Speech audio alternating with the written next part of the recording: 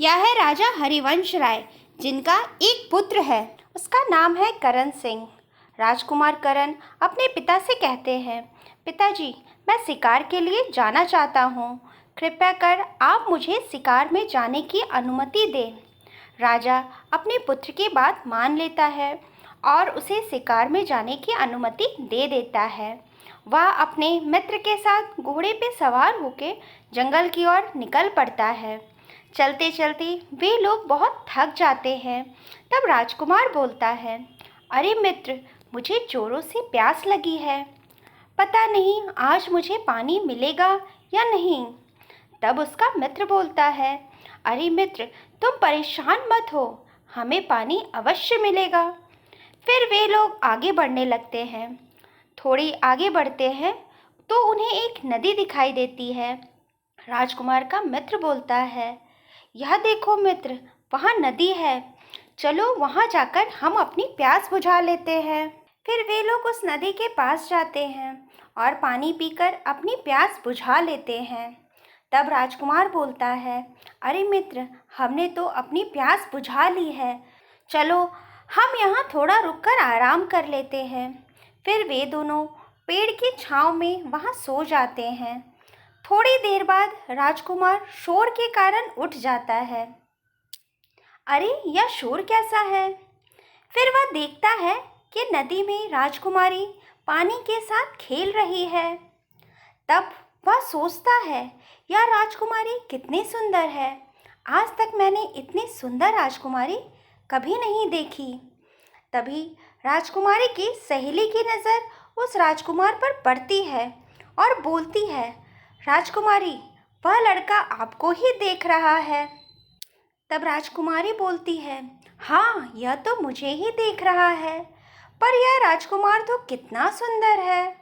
राजकुमारी अपने बालों से फूल निकालकर अपने कानों पर लगाती है और फिर अपने दांतों से चबाती है।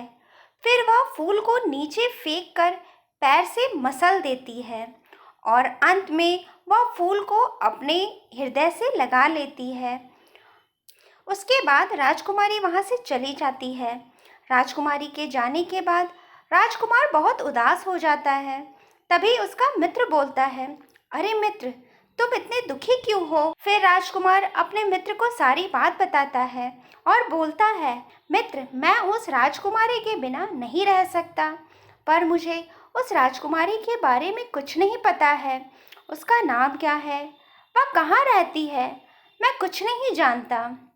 मित्र, तुम परेशान मत हो, राजकुमारी ने तो तुम्हें सब कुछ बता दिया है। वह कैसे मित्र? मैं कुछ समझा नहीं।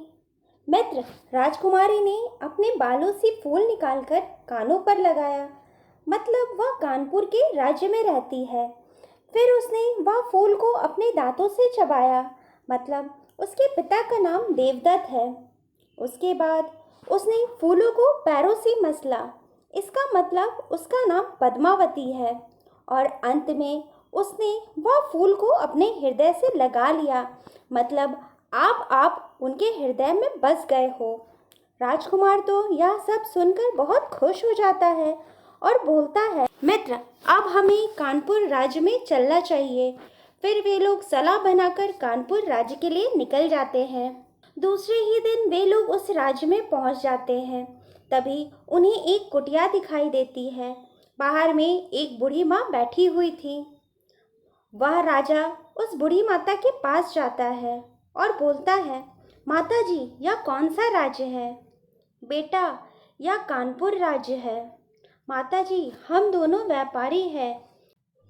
हमारा राज्य यहाँ से काफ़ी दूर है, तो हम लोगों ने सोचा क्यों ना कुछ दिन हम इस राज्य में रुककर आराम कर लें। तो क्या कुछ दिनों के लिए हम आपके यहाँ रुक सकते हैं? बूढ़ी माता उन दोनों को अपने घर में रुकने की अनुमति दे देती है। फिर वे लोग वहीं रुक जाते हैं।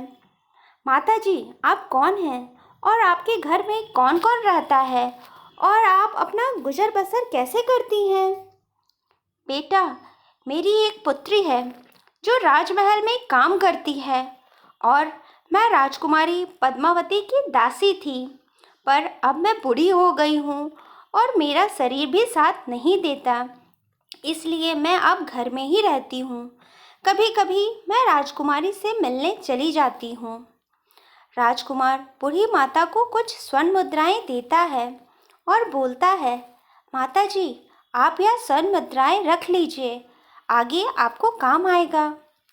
और हाँ, अगर कल आप महल जाए तो राजकुमारी से बोलना, आपने जिस राजकुमार को नदी में देखा था वह राजकुमार आपके राज्य में आ चुका है।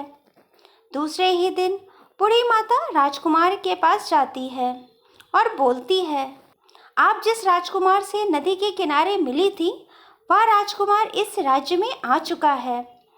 बूढ़ी माता की बात सुनकर राजकुमारी ने अपना हाथ चंदन में डुबाकर उस बूढ़ी माता के गाल में मार दिया और बोला, निकल जाओ यहाँ से, तुम्हारी हिम्मत कैसी हुई यह सब बोलने की।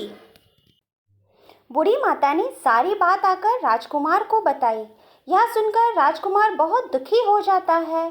तब उसका मित्र बोलता है, मित्र, तुम दुखी मत हो। राजकुमारी ने उस चंदन का छाप लगाकर तुम्हें यह बताना चाहा है कि अभी चांदनी रात है, वह तुमसे अभी नहीं मिल सकती। अंधेरी रात आने का इंतज़ार करो, वह तुमसे अवश्य मिलेगी।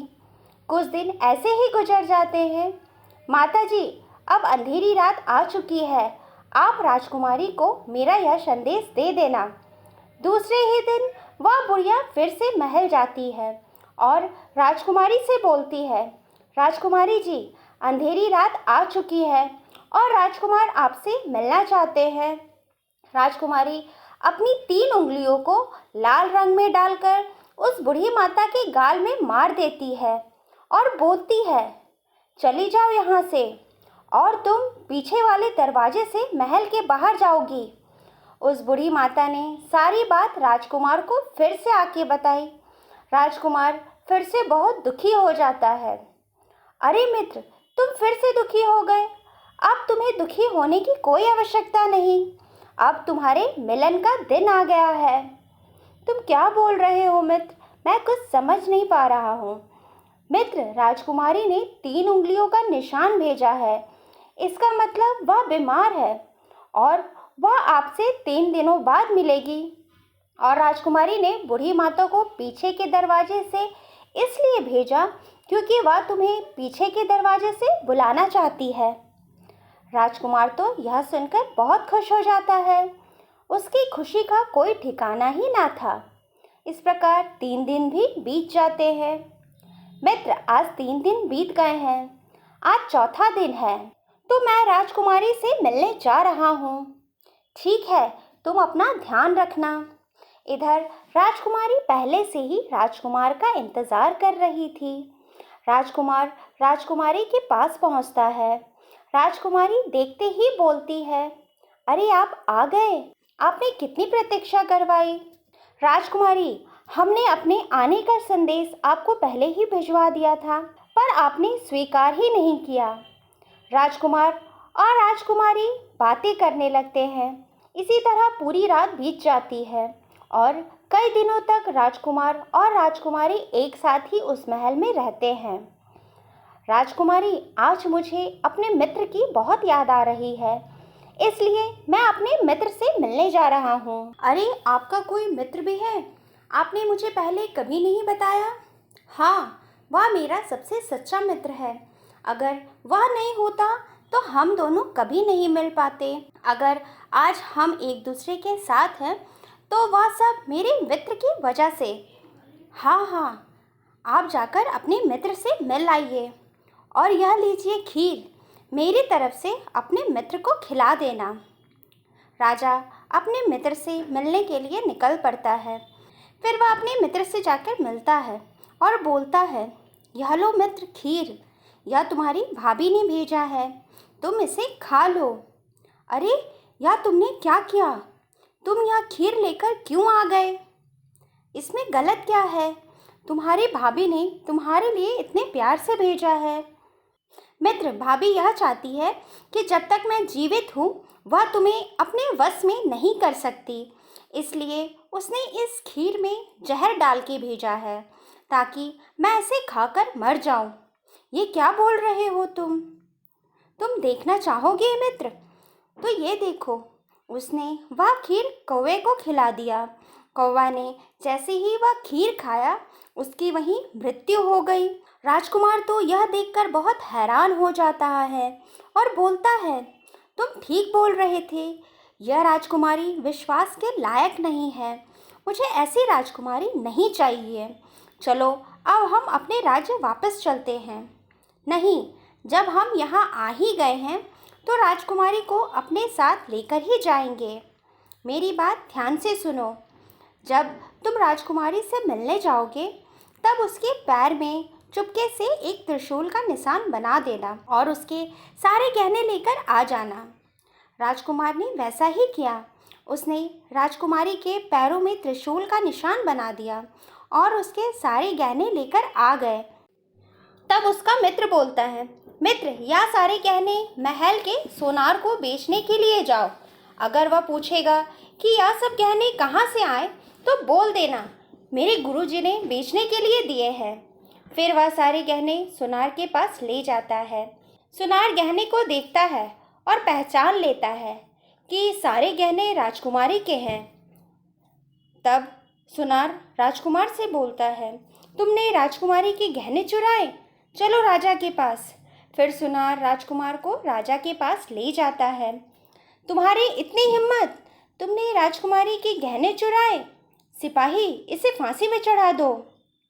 महाराज, यह सारे गहने मैंने नहीं चुराए, बल्कि यह गहने मेरे गुरुदेव ने मुझे बेचने के लिए दिए हैं। फिर राजा ने आदेश दिया, इसके गुरु को भी दरबार में लाया जाए। सिपाही गुरु को दरबार में लेकर आते हैं। तब राजा बोलता है, अरे ढोंगी, तेरी इतनी हिम्मत, मेरी बेटी के गहने चुराए? नहीं महाराज, मैंने यह सारे गहने एक डाकिनी से छीने हैं। मैं जंगल में सिद्धि कर रहा था, तभी एक डाकिनी आई। वह जैसे ही मुझ पर प्रहार करने वाली थी, मैंने उससे पहले उस पर प्रहार कर दिया और उसके सारे गहने उतार लिए और उसके पैरों पर त्रिशूल का निशान भी बना दिया। राजा यह बात सुनकर हैरान हो जाता है और अपनी महारानी से बोलता है, महारानी, आप जाकर हमारी बेटी के पैरों पर देखिए, क्या कोई त्रिशूल का निशान है? फिर वह जाकर देखती है और आकर महाराज को बताती है कि महाराज, यह साधु ठीक बोल रहा है, हमारी बेटी के पैरों पर त्रिशूल का निशान है। यह सुनकर राजा बहुत हैरान हो जाता है और राजदंड के अनुसार अपनी बेटी को राज्य से निकाल देता है और उन दोनों दोस्त को भी छोड़ देता है। वे दोनों मित्र जंगल में जाकर बैठ जाते हैं राजकुमारी के इंतज़ार में। राजकुमारी जैसे ही जंगल में आती है, राजकुमार उसे अपने साथ लेकर अपने राज्य लौट जाता है और अपने राज्य लौटकर उस राजकुमारी के साथ विवाह कर लेता है। तो दोस्तों, कहानी अच्छी लगी तो लाइक करना ना भूलें और ऐसे ही कहानी देखने के लिए हमारे चैनल को सब्सक्राइब करना ना भूलें। राधे राधे।